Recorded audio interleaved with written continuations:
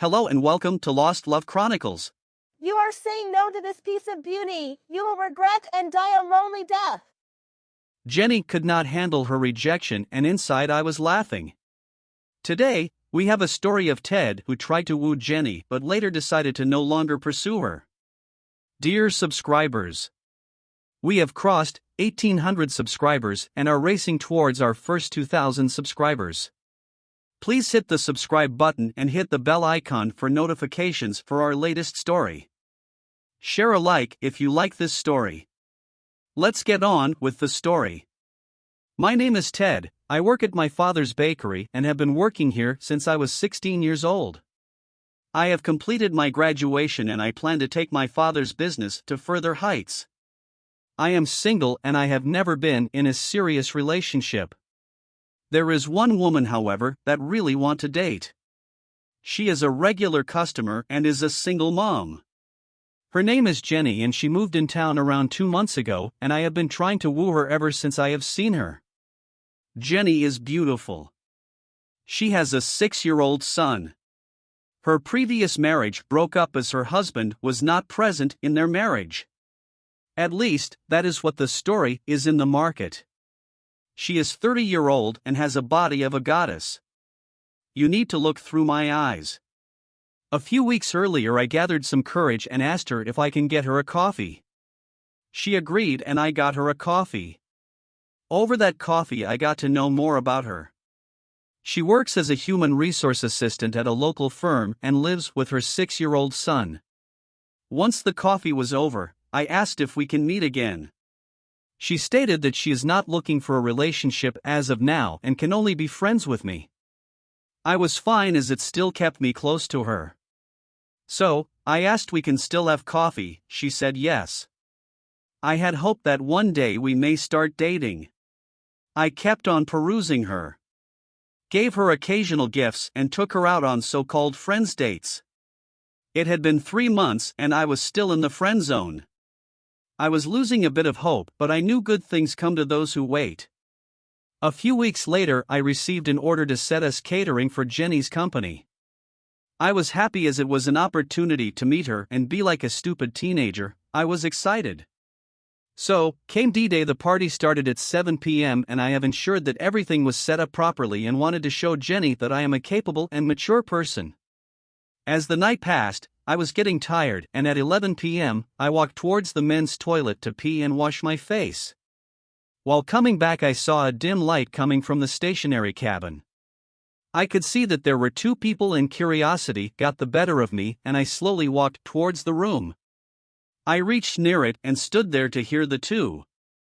I tried to have a peek. I saw a feminine figure with her top open and the man with his face right between the bosoms. He slid his hand between her legs and I could make the woman moving her hips with the rhythm of the man's hands. The man then said, "Let's go to my place, I'll give you pleasure beyond what you can imagine." The woman proceeded to grab the man between his legs and said, "It will take time and I want it now." I can recognize that voice anywhere. It was Jenny. I could no longer stand there and walked away with my heart broken. I was torn between calling her a villain for rejecting me or accepting the fact that she made a different choice. I accepted the fact that I may not be her choice and decided to try and distance myself from her. A few days later Jenny came to our bakery and bought some bread.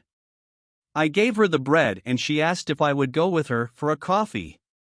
I saw her red eyes and I could understand that she was in distress. So, I agreed and went along. Over the coffee she explained that she tried to have a relationship with a colleague of her but it ended in a disaster as the guy was already married. I asked why did she have an affair with a married man. She said that he was so macho and she fell for her charm. I had a few red flags in my head but I kept my tongue tied. I knew that she was going after silly flings and cheap thrills. I knew that she was not worth my time and effort. So, I finished my coffee and went back to my bakery. For the next few weeks, I did not try to contact Jenny nor did I personally entertain her when she came for bread. I had my staff cater to her. A few days later I got a call from Jenny and she stated that she wants to meet me. I reluctantly agreed. I guess I am still a simp for her. We met at a local bar and she was dressed in very revealing clothes. I could see that she was there for showing off her curves. I was a bit uncomfortable. So, she asked if I want to go some other place. I agreed and we left. We went to my car in the parking, and in the car, she tried to come over me and tried to put her hands between my legs. I was a bit shaken and shrugged her and asked her to stop. She was surprised and asked if that is not what I wanted. I told her no, I don't want her to do anything to me. She got angry and asked me to drop her at her home. I dropped her home and went back to my home. A few days later she called again, and this time I did not answer her call. I went to my bakery and continued my day. A few weeks later my friend Dusty set me up on a blind date, and to my surprise it went amazing, and now I am going with her on my second date. Her name is Lisa and she is a 23-year-old girl who works at her mother's hairdressing salon, and she is amazing. I posted a few pictures from my second date with her on Facebook. Well, Jenny saw the pictures and, in the evening, she came to the bakery absolutely drunk and started screaming at my staff. When I came to check the commotion, she absolutely lost it and started hurling abuses and said that, You rejected me for that cheap girl. She is nothing. Look at me. I am a catch. I am beautiful and you should love me. I am sexy and you should start dating me right now. She went outside and even tried to hurl a few stones at the bakery. I called the cops. The cops arrived and took her in custody. That was the last time I saw her. I got to know that she was fired from her job because of her actions at my bakery, and later it also came to light that as she had multiple affairs at the office. Mostly with married men. I am now married and have a 2-year-old son. My wife is amazing and a loyal person. She is a traditional person and know her role as a wife. I cannot ask for anything other than what I already have. Dear listener, if you have reached this far, please click on the subscribe button.